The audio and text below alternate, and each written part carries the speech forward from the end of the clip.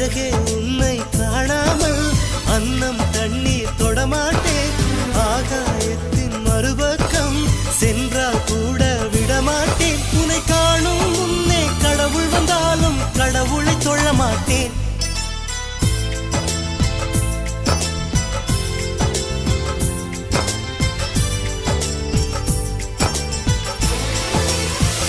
எங்கோ ஓர் சாலை வளைவில் உன் பிம்பம் தொலைந்ததடி.